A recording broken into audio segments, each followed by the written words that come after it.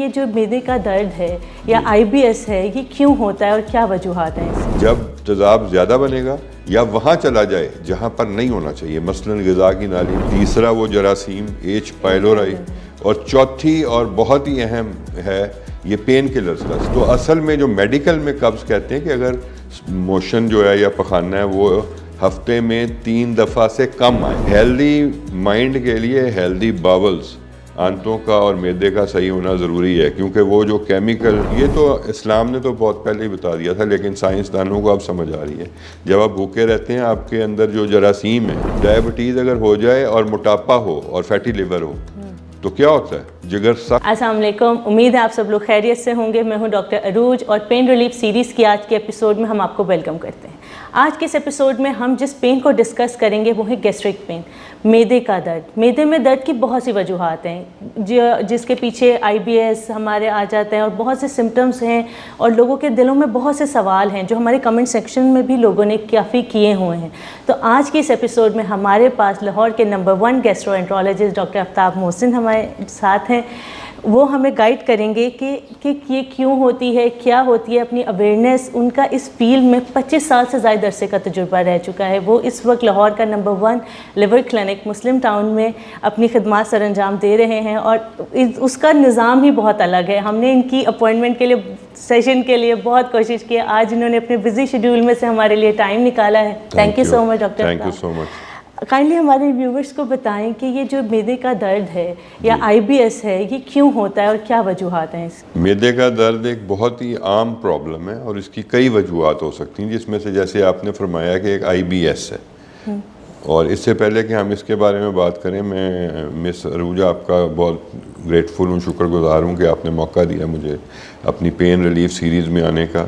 اور یہ بہت ہی اہم اور نازک مسئلہ ہے اور کامن، تقریباً 26 سے 27% جوان لوگوں میں معدے کا درد یا سینے میں جلن جو کہ معدے کے امراض سے ہو سکتی ہے وہ ہوتی ہے۔ اس کا مطلب ہے کہ ہر 4 میں سے 1 شخص کو معدے کا درد ہوتا ہے یا رہتا ہے۔ تو یہ اس کی سب سے بڑی وجہ آپ نے پہلے بتا دیا، وہ ہے آئی بی ایس، اریٹیبل باول سنڈروم۔ اریٹیبلٹی کا مطلب ہے چڑچڑا پن یا جھنجھلا جانا۔ تو یہ جو انسان کی آنتیں ہیں یا معدہ ہے یا غذا کی نالی ہے، اس کے اندر مسلز ہوتے ہیں، پٹھے، تو وہ کسی نہ کسی وجہ سے سینسٹیو ہو جاتے ہیں، بہت حساس ہو جاتے ہیں۔ تو وہ چیزیں جنہوں نے کچھ بھی نہیں کہنا ہوتا وہ بھی انسان کو جو ہے ٹریگر کر دیتی ہیں، پٹھوں کو یا نسوں کو، اور پین ہونی شروع ہو جاتی ہے۔ اچھا، اور جلن کا بھی پیٹ میں یہی وجہ بنتی ہے؟ جلن کی یہ بھی وجہ بنتی ہے، اور جلن کی ایک اور وجہ ہے تیزاب کا پیدا ہونا زیادہ، یا تیزاب کا جو معدے میں ایسیڈیٹی ہوتی ہے وہ کھانے کو ہضم کرنے کے لیے نیسیسری ہے۔ معدے کا پی ایچ جو ہے وہ 7.1 یا 7.0 اس طرح ہوتا ہے، اور یہ اتنا لو پی ایچ ہے جو مطلب انسان کے اندر کہ اگر معدے کے اندر جا کے دیکھا جائے جہاں پر وہ تیزاب موجود ہوتا ہے تو وہ پی ایچ صرف 1 یا 2 ہوتا ہے، یعنی کہ اس میں اگر آپ میٹل بھی ڈالیں گے تو وہ پگھل جائے گا، اتنا تیزاب ہوتا ہے۔ تو یہ ہوتا ہے ہضم کرنے کے لیے، اور یہ ایک بیریئر ہے ہمیں بیماریوں سے بچانے کے لیے۔ تو جب تیزاب زیادہ بنے گا یا وہاں چلا جائے جہاں پر نہیں ہونا چاہیے، مثلاً غذا کی نالی میں تیزاب موجود نہیں ہونا چاہیے، تو جب وہ وہاں جاتا ہے کسی بھی وجہ سے تو ہارٹ برن یا جلن شروع ہو جاتی ہے۔ ایک تو ہارٹ برن وہ ہوتا ہے نا کہ آپ کو کس کی بات بری لگے تو آپ کہتے ہیں میرا دل جل رہا ہے اس میں، ایک یہ تیزابیت والا ہارٹ برن ہے۔ تو معدہ جو ہے وہ تو بنا ہوا ہے اس لیے کہ ہینڈل کرے تیزاب کو، غذا کی نالی اس لیے نہیں بنی ہوئی۔ تیسری چیز جو اس میں تیزاب کو پیدا کرنے میں سب سے امپورٹنٹ ہے وہ ایک جراثیم ہے جو معدے میں ہوتا ہے، ایچ پائلورائی، اور وہ وہاں پر تیزاب کو زیادہ پیدا کرتا ہے۔ اور ایک اور چیز جو انسان کے اندر معدے کی تکلیف بنا سکتی ہے اور درد کر سکتی ہے، کامن تو ہے آئی بی ایس، اور جب وہ اوپر والی جگہ پر ہوگا تو اس کو نان السر ڈسپیپسیا بولیں گے یا فنکشنل ڈسپیپسیا بولیں گے۔ دوسرا جیسے میں نے کہہ دیا تیزاب کیا پیدا ہونا، تیسرا وہ جراثیم ایچ پائلورائی، اور چوتھی اور بہت ہی اہم ہے یہ پین کلرز کا استعمال۔ یہ جو ہم مختلف دوائیاں درد کے لیے کھاتے ہیں وہ سیدھی جا کر معدے میں اثر کرتی ہیں۔ اور ایک بہت بڑا سیگمنٹ ہے مریضوں کا جو کہ ہارٹ کی دوائیاں کھاتے ہیں، دل کی، اس میں خون پتلا کرنے کی دوائی ہوتی ہے ایسپرین یا ڈسپرین یا لوپرین، تو وہ بھی جا کے سیدھا معدے میں سوزش پیدا کرتی ہے اور وہ بھی جلن اور درد کرتی ہے بغیر تیزاب کے انوالو کیے ہوئے. لائک یہ میڈیسن کا ہی سائیڈ افیکٹ ہو جاتا ہے جس کی وجہ سے بھی آتے ہیں. جی بالکل. اچھا، اس میں تو کیا کانسٹیپیشن یا قبض یہ کیوں ہوتی ہے؟ لائک آئی بی ایس کی وجہ سے ہی ہوتی ہے یا پھر اس کا اپنا ہی ایک رول ہے باڈی میں؟ یہ ٹوٹلی ایک ڈفرینٹ چیز ہے. پہلے زمانے میں لوگ کہتے تھے قبض جو ہے وہ الامراض ہے، تو یہ یعنی کہ تمام بیماریوں کی مدر ہے اور اس سے وہ رائز کرتی ہیں. کے مطلب مدر ہے، اور جیسے آج کل کہتے ہیں ڈائبٹیز کے بارے میں کہ یہ الامراض ہے، اگر کسی کو ہو جائے تو پھر اس میں باقی تمام امراض بھی آ جاتے ہیں. قبض کا سب سے امپورٹنٹ مسئلہ یہ ہے، آپ نے ذکر بھی کیا ہسٹری ٹیکنگ کا، کہ پہلے مریض سے پوچھیں کہ آپ کے ذہن میں یا آپ کے جو خیال میں قبض کس کو آپ کہتے ہیں. تو جب بھی مریض میرے پاس آتے ہیں میں پوچھتا ہوں ذرا آپ جس کو بھی قبض کہہ رہے ہیں وہ ہمیں بتائیں تاکہ ہم اس کے حساب سے اس کو لے کر چلیں. تو اصل میں جو میڈیکل میں قبض کہتے ہیں کہ اگر موشن جو ہے یا پخانہ ہے وہ ہفتے میں 3 دفعہ سے کم آئے، اور جب آئے تو وہ سخت ہو، اور اتنا سخت ہو کہ روڑوں کی طرح کی شکل میں آئے، اور جب آئے تو وہ پوری طرح فراغت نہ فیل کرے مریض. مگر یہاں یہ ہوتا ہے کہ زیادہ تر لوگ قبض کو لیتے ہیں کہ پخانہ کھل کر نہیں آتا، ان کو جب وہ موشن کر لیتے ہیں انہیں حاجت باقی رہتی ہے، حالانکہ وہ دن میں 2-3 دفعہ جا رہے ہوتے ہیں.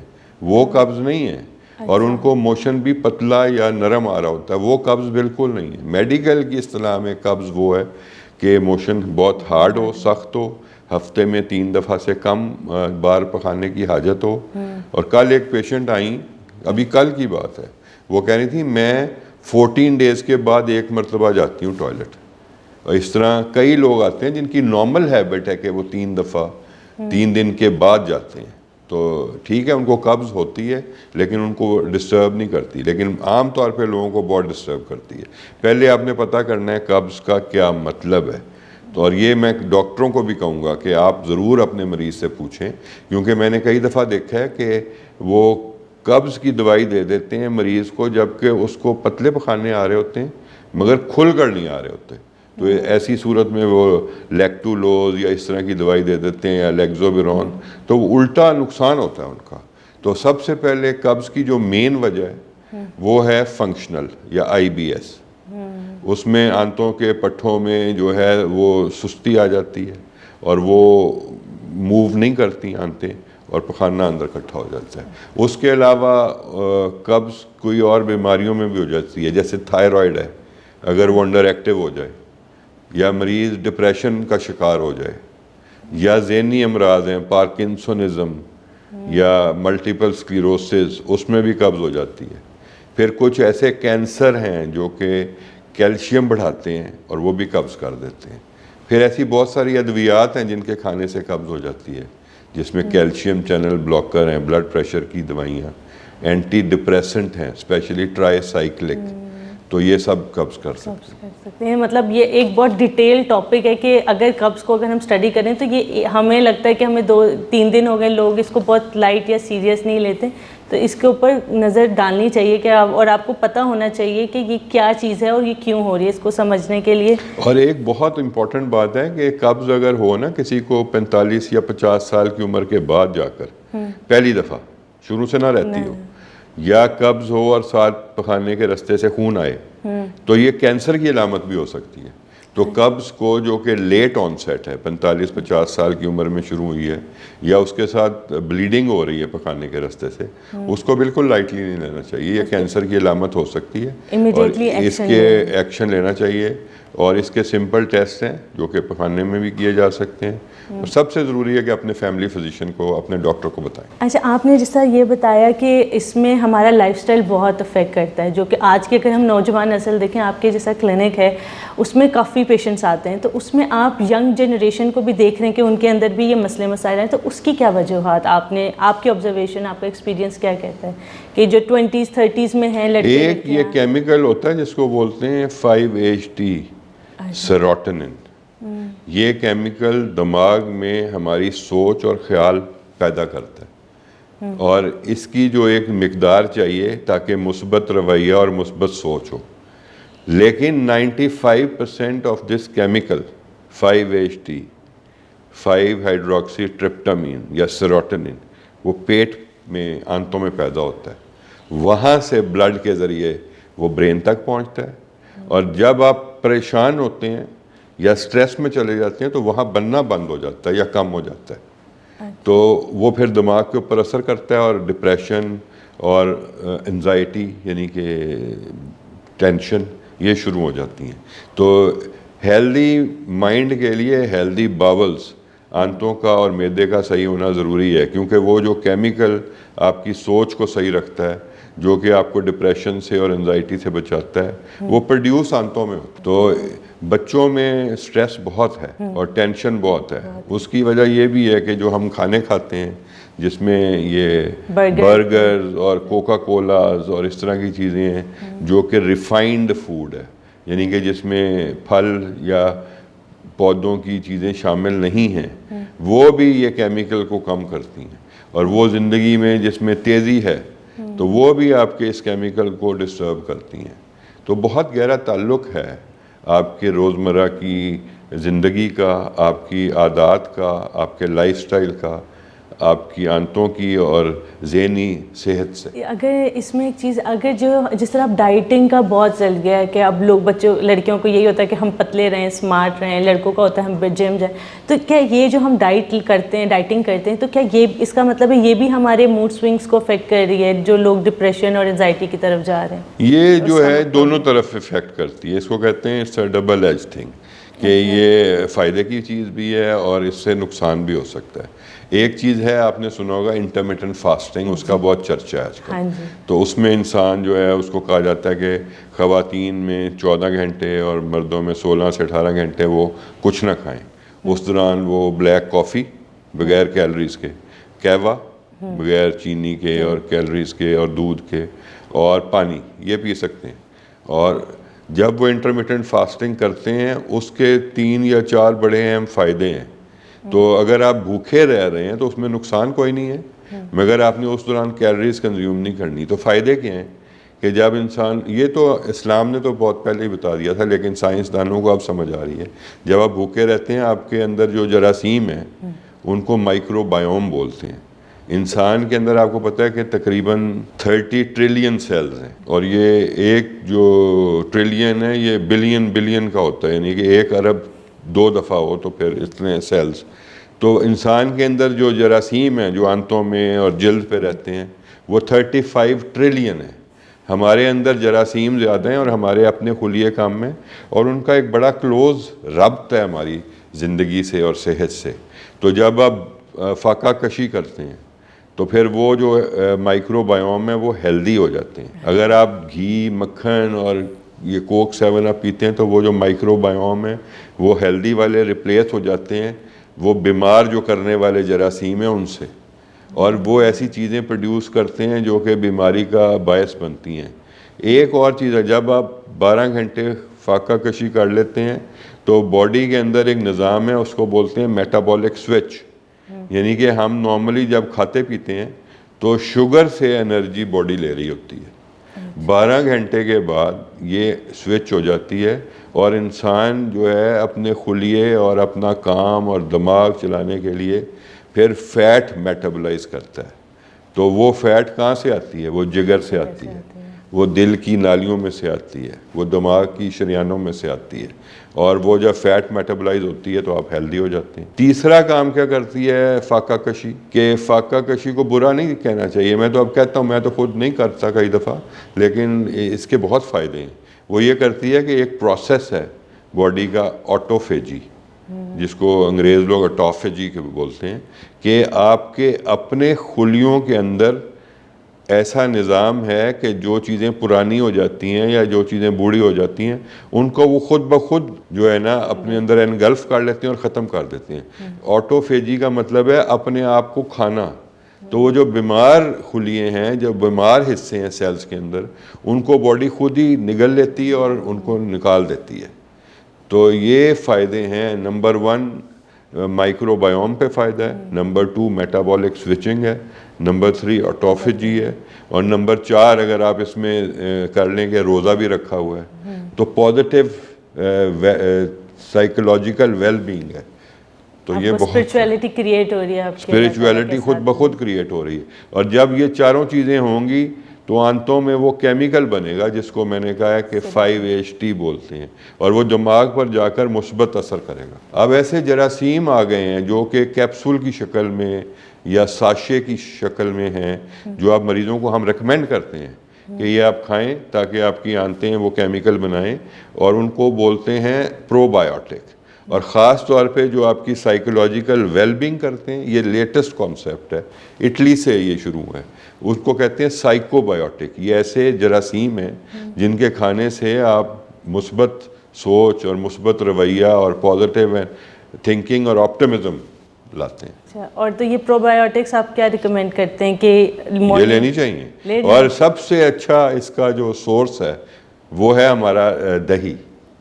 It is an absolutely amazing thing. دہی, اس میں پری بایوٹک بھی ہیں, وہ کیمیکلز بھی ہیں جو ان جراثیموں کو ہیلپ کرتے ہیں, اور اس میں ایکچوئل جراثیم بھی ہیں جو ہمارے آنتوں میں چلے جاتے ہیں اور اس کو پازیٹیولی انفلوئنس کرتے ہیں. اور آج تک کسی اسٹڈی نے یہ پروو نہیں کیا کہ یہ جو بازار میں کھلا دہی ملتا ہے اس سے بیماری ہوتی ہے. Even that is good. تو یہ نیسلے کا دہی اور پرائم کا دہی, یہ ضروری نہیں ہے آپ عام دہی لیں, گھر میں بنائیں, بازار سے لائیں, کھائیں. تو اس کی کوئی ٹائمنگ ہوتی ہے کہ مارننگ میں کھائیں یا رات میں؟ ٹریڈیشنلی مارننگ میں کھایا جاتا ہے, لیکن کسی وقت بھی کھا سکتے. تھینک یو سو مچ, بہت ڈیٹیل ایک آنسر تھا, اور یہ مجھے یقین ہے کہ ہمارے تمام ناظرین اور جو پیشنٹ ہیں ان کے لیے فائدہ مند ثابت ہوگا. اچھا, ایک چیز ہے, فیٹی لیور کی طرف دنیا بڑھی جا رہی ہے کہ لائک ابھی ہم کسی بھی تھوڑا سا بھی اوبیس ہوگا, تھوڑا سا الٹرا ساؤنڈ کرتے ہیں ان کے لیور پہ فیٹ آ جاتا ہے, تو اس کی کیا وجہ ہے؟ ایک تو 2 باتیں جو میں پہلے بیک گراؤنڈ بتاؤں گا. فیٹی لیور جو ہے, اب یہ نام انہوں نے کہا کہ اس کو یوز نہیں کرنا چاہیے. اس کے ساتھ سٹگما ہے کہ یہ فیٹ ہے, اور اس کا جو اصل نام تھا وہ نان الکوہلک فیٹی لیور تھا. تو یعنی کہ الکوہل کا بھی نام آتا تھا تو لوگوں کو اس پہ اعتراض تھا. اب انہوں نے اس کو بنا دیا ہے MASLD, metabolic dysfunction associated steatotic liver disease. بجائے آسان کرنے کے مزید مشکل کر دیا. میرا تو اعتراض ہے اس پہ, لیکن اب انہوں نے بنا دیا MASLD, metabolic dysfunction associated steatotic liver disease, MASLD بھی بولتے ہیں. تو یہ دنیا میں اب نمبر 1 کاز ہے لیور ڈیزیز کی. ہیپاٹائٹس C اور B کو یہ پیچھے چھوڑ چکی ہے, اور پاکستان میں بھی MASLD یا فیٹی لیور ڈیزیز تیزی سے بڑھ رہی ہے, اور یہ بہت جلدی ہیپاٹائٹس C جو ہمارے ملک میں بہت زیادہ ہے اس کو پیچھے چھوڑ دے گی, اور یہ نمبر 1 کاز بن جائے گی. اس کی وجہ جو ہے ہمارے کھانے, ہمارا لائف سٹائل, اور ہماری جو پریشانیاں ہیں, اور ہمارا جینز جو کہ بتاتی ہیں کہ ہم میں کون سی بیماری آئے گی, کون سی نہیں آئے گی, یہ سب رسپانسبل ہے. پاکستان میں ایک اندازے کے مطابق 56% ایڈلٹس جو کہ جوان لوگ ہیں ان کا فیٹی لیور ہوتا ہے. اور فیٹی لیور کے نقصان ہے, یہ صرف یہ نہیں ہے کہ فیٹی لیور الٹرا ساؤنڈ پہ آ رہا ہے. جن کو فیٹی لیور ہوتا ہے اور اگر ان کو ڈائبٹیز بھی ہو, پاکستان کو کہتے ہیں ورلڈ کیپٹل آف ڈائبٹیز. دنیا میں سب سے زیادہ شرح ڈائبٹیز کی پاکستان میں. اس پہ بھی میں آپ سے ریکویسٹ کروں گا کہ اس میں بھی پروگرام کرنا چاہیے ڈائبٹیز کی اویئرنیس کا. تو ڈائبٹیز اگر ہو جائے اور موٹاپا ہو اور فیٹی لیور ہو تو کیا ہوتا ہے؟ جگر سخت ہو جاتا ہے, جگر سکڑ جاتا ہے, اس کو سیروسس بولتے ہیں, اور جگر میں کینسر ہو جاتا ہے. پاکستان میں مردوں میں سب سے کامن کینسر لیور کینسر ہے. اس کی مین وجہ ہیپاٹائٹس C اور B, مگر یہ فیٹی لیور بھی اس کی ایک وجہ ہے. عورتوں میں سب سے مین کینسر بریسٹ کینسر ہے, اور شوکت خانم اس پہ بہت کام کرتا ہے, اور باقی ادارے بھی اس پہ کام کرتے ہیں. لیکن دوسرا کامن جو عورتوں میں ہے وہ بھی فیٹی لیور کی وجہ سے لیور کینسر ہے. تو اگر پھر اب جن کو ہو جاتا ہے تو اب کیا اس کو اس سے آگے کیا انہیں کیا پریونٹیو میجرز کیا لینی چاہیے؟ اس میں 2 باتیں, ایک تو مروجہ ہیں کہ آپ لائف سٹائل چینج کریں, کھانا کم کھائیں, پلانٹ بیسڈ ڈائٹ لیں, پودے لیں, اناج لیں, سبزیاں لیں, یہ بہت اچھا ہے. گھی مکھن کم لیں, اور یہ جو آئلز ہیں یہ وہ لیں, کینولا کا تیل, سرسوں کا تیل، زیتون کا تیل، یہ پلانٹ بیسڈ ڈائٹ اگر استعمال کریں گے، اور پولٹری اور یہ جو انڈے اور دودھ اور فش، مٹن اور بیف، ان کو لیں، کم لیں، تو ایک تو یہ چیز ہوگی. دوسرا ایکسرسائز کریں. اور میں سمجھتا ہوں جو کہ بہت ہی اہم چیز ہے جس کے اوپر کم توجہ دی جاتی ہے، اور ہارورڈ اس پہ بہت ریسرچ کرتا ہے، وہ ہے پازیٹیو سائیکولوجیکل ویل بینگ، جس میں آپ کی فاؤنڈیشن بہت کام کرتی ہے. قاسم علی شاہ صاحب ریناؤنڈ ہیں اس کے لیے کہ پازیٹیو سوچیں، اپنے رویے کو مثبت رکھیں، آپٹیمزم رکھیں. تو یہ انسان کا جو جسم ہے نا، جب آپ صبح اٹھتے ہیں تو اس کے اندر ہی ایک نظام ہے ہومیوسٹیسس کا. تو وہ ہومیوسٹیسس کا مطلب وہ خود اپنے آپ کو ہیلدی کر رہا ہوتا ہے. لیکن اگر آپ سٹریس میں ہوں گے تو آپ کو بیمار کر رہا ہوتا ہے. غالب کا ایک شعر میں یاد آ گیا بات کرتے ہوئے، میری تعمیر میں مضمر ہے ایک صورت خرابی کی، کہ میرے اندر ہی ایک ان بلٹ جو ہے نا ڈسٹرکشن ہے، میری تعمیر میں مضمر ہے، چھپی ہوئی ہے ایک صورت خرابی کی، ہیولا برق خرمن کا ہے خون گرم دہقاں کا. کہ ہم اس کو جو ہے اجاگر کر رہے ہیں جو تعمیر میں خرابی ہے، اور جو اللہ تعالیٰ نے نظام بنایا ایسا زبردست کہ ہمیں صحت کے لیے کہیں جانے کی ضرورت نہیں ہے. ہمارے اندر ہی وہ سسٹم ہے جو ہمیں روز صحت مند رکھتا ہے اور بناتا ہے. صرف آپ نے اس کو سٹریس کو کم کرنا ہے تاکہ اس کو موقع ملے کام کرنے کا. ایک مجھے بہت شوق ہے یہ سلطان باہو کا، تو ان کا کلام ہے جو کہ میں اپنے مریضوں کو بھی بتاتا ہوں. کوڑیاں دے دکھ دور کریندا کرے شفا مریضاں ہوں، کوڑیاں دے دکھ دور کریندا کرے شفا مریضاں ہوں، میرے ہر ایک مرد دی دوا تو ہی باہو، کیوں پانائیں وس طبیباں ہوں. تو انسان کو اللہ تعالیٰ نے ایسا نظام دیا ہوا ہے جو اس کو ہر وقت صحت مند رکھ سکتا ہے. آپ نے صرف اپنا رویہ صحیح رکھنا ہے، غذا کو سادہ بنانا ہے، اور اپنے آپ کو ٹینشن سے آزاد رکھنا ہے. تو آپ دیکھیں کہ آپ کو ڈاکٹروں کی ضرورت نہیں پڑے گی. بہت بہت اچھا. اللہ تعالیٰ ہمارے ناظرین کو یہ باتیں سمجھ آئیں، اپنے لائف سٹائل پہ ورک کریں اور اپنی ڈائٹ کو پازیٹیوٹی کی طرف لائیں سوچ کے ساتھ ساتھ، تو انشاءاللہ اور ڈفرینس آئے گا. آپ نے آج ایک ابھی ہم بلڈ ڈونیشن کمپین کے بارے میں آپ ڈسکس کر رہے تھے، تھوڑا سا ہمیں اس کے بارے میں بتائیں گے کیا ہے اور یہ کون سی آرگنائزیشن ہے، کن لوگوں کی مدد کر رہی ہے؟ یہ شوکت خانم کا ہے انیشیٹو. تو آپ کے کوئی بھی ادارہ ہو، جیسے کہ میں ایک سولیٹون ٹیکنالوجیز ایک سافٹ ویئر ہاؤس ہے، اس میں ڈائریکٹر ہوں کمرشل، دیکھتا ہوں. اور میں ان کو ابھی ہمارے جو اس میں 250 امپلائیز ہیں. یہ ایک بہت ہی اچھی سافٹ ویئر ہاؤس ہے جو ہیلتھ کیئر میں یو ایس اے میں ایک کمپنی ہے پرسیویا، اس کے لیے کام کرتی ہے.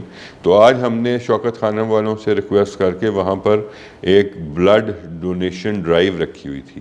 اس میں شوکت خانم والے سارا کچھ فری آف کاسٹ کرتے ہیں. وہ خود ان کی ٹیم آتی ہے اور ان کے بڑے زبردست ایس او پیز ہیں، پروٹوکولز ہیں. اس میں وہ بہت آپ کا پہلے بلڈ پریشر اور ہر چیز چیک کرتے ہیں، ہسٹری لیتے ہیں، پھر جو صحت مند ہیں ان سے بلڈ لیتے ہیں. پھر اس بلڈ کے اندر 8 سے 9 ٹیسٹ ہیں جو اگلے دن یا 2-3 دن میں کیے جاتے ہیں. پھر آپ کو اس کی رپورٹ ملتی ہے، اور وہ جو بلڈ ہے وہ پھر یوز کرتے ہیں کینسر کے پیشنٹس میں. تو وہ ایک زندگی کا ذریعہ ہے، ایک نظام ہے، اور وہ فری آف کاسٹ اپنے مریضوں کو دیتے ہیں. اللہ تعالیٰ. اور یہ ان کا یہ بیج بھی لگا ہوا ہے. آج میں تو خود گیا تھا، تو میں نے کہا کہ میرے سے شروع کرتے ہیں، مگر انہوں نے کہا کہ آپ کی عمر زیادہ ہے. تو میرا تو یہ بڑا سور پوائنٹ ہے. میں تو انہوں نے کہا 60 سے اوپر ہم نہیں لیتے. تو پھر میں نے کہا میں 58 کا بن کے آ جاتا ہوں، مگر وہ نہیں مانا. اچھا چلیں، آپ کی نیت تو اللہ تعالیٰ نے دیکھی، اور اسی کے وسیلے سے آگے اور لوگوں میں جذبہ آئے کہ جو ہم دے سکتے ہیں تو ہم ضرور دیں. اچھا، آپ کے جو لیور کلینک میں پیشنٹس آتے ہیں تو آپ ان کو کیسے ٹریٹ کرتے ہیں؟ سب سے پہلے جب مریض آتا ہے تو میں اپروچ یہ رکھتا ہوں کہ بیماری کا علاج نہ کیا جائے، ہولسٹک جو مریض ہے اس کی پوری پرسنالٹی کا، ہول پیشنٹ کا علاج کیا جائے. تو ہم شروع کرتے ہیں پرابلم سے. ہم پوچھتے ہیں کہ آپ کس شکایت سے یا پرابلم سے آئیں. مریض کو یہ اس کی خواہش ہوتی ہے کہ ڈاکٹر اس کی بات غور سے سنے اور اس کو سمجھے، اور پھر اس کو بہترین جو علاج ممکن ہے وہ بتائے اور پھر وہ کرے. تو ہم ہی اسی کو لے کے چلتے ہیں، اور اس کو کہتے ہیں پیشنٹ سینٹرک اپروچ، کہ مریض کو محور بناتے ہیں، اس کو جو ہے نقطہ فوکس رکھتے ہیں اور اس کے ارد گرد پھر ساری ڈیولپمنٹ ہوتی ہے ہمارے اس کی. اور آج کل کہتے ہیں کہ جو بھی فیصلہ لیں آپ مریض کے بارے میں, اس کا جو ٹیسٹ ہونا ہے یا علاج ہونا ہے وہ ایویڈنس بیسڈ ہونا چاہیے. اس کا مطلب ہے کہ جو تحقیق نے پروو کر دیا اور جو 5 سال پہلے کچھ اور تھا وہ اب اور ہے, اس کے مطابق ڈاکٹر کو فیصلے لینے چاہیے. تو ہم اپنے آپ کو اپ ٹو ڈیٹ رکھتے ہیں اور یہ میں یہاں بڑا پراؤڈ ہوں, میں بڑا فخر محسوس کرتا ہوں کہ میں ریپرزینٹ کرتا ہوں پاکستان کی جو بہترین ڈاکٹرز کی ایک انجمن ہے, Pakistan society of internal medicine, جس کو جاوید اکرم صاحب لیڈ کرتے ہیں ایز پریزیڈنٹ, اور میں ان کا اب وہ نقش قدم پہ چلتے ہوئے پریزیڈنٹ الیکٹ ہوں. تو انشاءاللہ 2026 میں میں اس کا عہدہ پریزیڈنٹ کا سنبھال لوں گا. مگر ہمارے مرشد اور مینٹور جاوید اکرم صاحب ہیں, اور وہ ہم فوکس 2 چیزوں پہ کرتے ہیں کہ ڈاکٹرز کو بتایا جائے کہ ایویڈنس بیسڈ میڈیکل ڈیسیژن لینے ہیں اور پیشنٹ سینٹرک اپروچ, یعنی کہ مریض کو سینٹر میں رکھنا ہے اور اس کے ارد گرد ہر چیز ڈیولپ ہونی چاہیے. اور یہ بہت اچھی ایڈوانس اسٹڈی ہے, یہ لائک ایک پاسٹ ڈاکٹر پیشنٹ ریلیشن شپ میں امپرووائزیشن ہے کہ آپ لوگوں نے اپنے پیشنٹ کو کیسے لے کر چلنا ہے. اور ہولسٹیکلی دیکھا جائے, آپ نے جتنی ساری باتیں بتائی ہیں, لائف سٹائل کی وجہ سے بہت زیادہ گیسٹرک پینز ہیں اور بہت زیادہ اور بھی پینز سٹارٹ ہوتی ہیں. تو اللہ تعالیٰ آپ کے اس پین سے مجھے یاد آ گیا, غالب نہیں کہا ہے, درد ہو دل میں تو دوا کیجیے, دل ہی اگر درد ہو تو کیا کیجیے. تو ہر پین کا علاج ڈاکٹروں کے پاس نہیں ہے, لیکن کچھ کا ہے, کچھ کا آپ کو خود کرنا پڑتا ہے. تو اللہ تعالیٰ سے اپنی ایک رابطے میں رہیں, اپنے جسم سے اور اپنے اندر سے بھی رابطے میں رہیں تاکہ بیماری آئے ہی نہ. اور اگر آئے تو آپ اچھے ڈاکٹرز کے پاس جائیں جن کو پتہ ہو کہ آپ کو کیسے ٹھیک کرنا ہے. Thank you so much doctor Aftab Mohsin, آپ نے ہمیں جوائن کیا. آج کی ریکارڈنگ مجھے امید ہے ہمارے تمام ناظرین کے لیے بہت فائدہ مند ثابت ہوگی. اور اگر آپ کو کوئی بھی کویشچن ہو ہمیں کمنٹ سیکشن میں پلیز ضرور پوچھیں. کوئی لوکیشن پوچھنی ہے, کوئی بھی سوال ہے آپ کا اس ویڈیو کو لے کر, اس ٹاپک کو لے کر, یا آگے کس بارے میں آپ جاننا چاہتے ہیں, ضرور ہمیں ہمارے کمنٹ سیکشن میں ضرور بتائیے گا. تھینک یو, ملتے ہیں نیکسٹ ایپیسوڈ میں.